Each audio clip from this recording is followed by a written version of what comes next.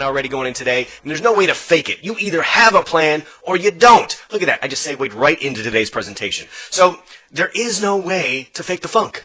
If you do not have a plan today, just raise your hand and be like, yep, that's me, Sundance. You got me. I don't have a plan today. I was just thinking I'd come in and answer some emails, answer the phone, and see what the day threw at me. Now, if that is your plan, that's not really a plan. That is just you being reactive all day long. That's not a proactive plan. You can get by. You can do the status quo. You probably won't fall into the never land of the abyss. But if you have a plan, that's how you excel in our business. That's how day after day you progressively get better, right? So put together a plan. Go back in time. Go back to yesterday. Right before you go to bed or right before you clock out, write down a plan of what it is you want to accomplish today, right? The following day, because it's back in time. Write down, like, hey, how many people do you want to talk to? Do you want to talk to 10 people? Do you want to talk to 7 people? Do you want to talk to 22 people? Do you have to make some follow-ups? Do you want to dip into the Shark Tank? Do you got some Omni leads? Do you got some other lead sources? Do you have some past clients you need to follow up on?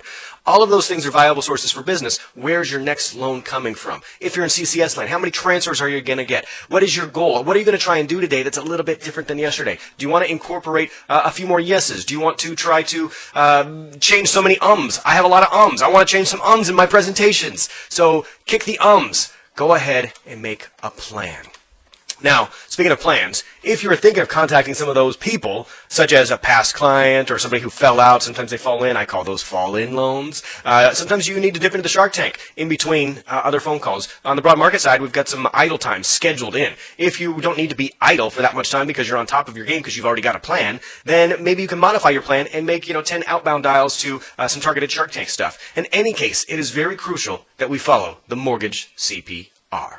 So CPR stands for contact, problem solve, and then make a recommendation.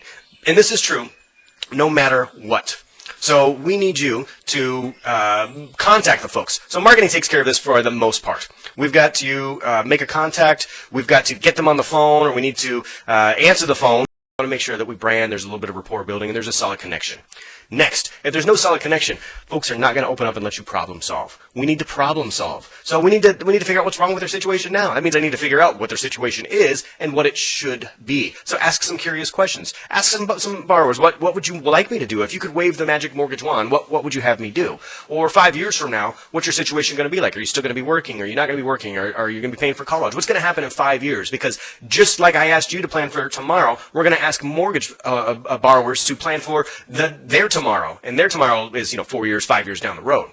And then last but not least, we want to make a recommendation. So CPR. So we're going to contact them in any way, shape, or form we can. We're going to problem solve. We are essentially problem solvers. And then we're going to make a professional recommendation. CPR. That recommendation is the close. I don't want you to be used car salesmen. I don't want you to be hard closers. I want you to make a recommendation that makes sense. And if we've put ourselves in a situation where we are the professionals, most of our borrowers are going to listen to us because we know more than they do about mortgages, don't we? We've seen a lot more scenarios. We've seen what works. We've seen what doesn't work. And that knowledge is power. Last but not least today, it's nobody's fault when you fail but your own. On the flip side, it's nobody's fault when you succeed except your own. So success is your fault. Take ownership of that. Say, hey, it's my fault if I succeed. And fault is just another word for blame or ownership. Those things, we use those terms incorrectly sometimes. We're looking for someone to blame, and that's really, we're just looking for someone else to take ownership when we should take ownership ourselves. We're happy to take ownership when the good things happen, yeah, I did that. And then, so let's just flip it. Let's just flip those words. So let's take the blame. It's my fault when I succeed. And that word, now we own it. So it's just an interesting brain exercise. It's your fault if you succeed, and somebody else is going to take ownership for, our successes. No, that's not it. So it's all our fault. It's all our fault. All the time. Take ownership. Go ahead.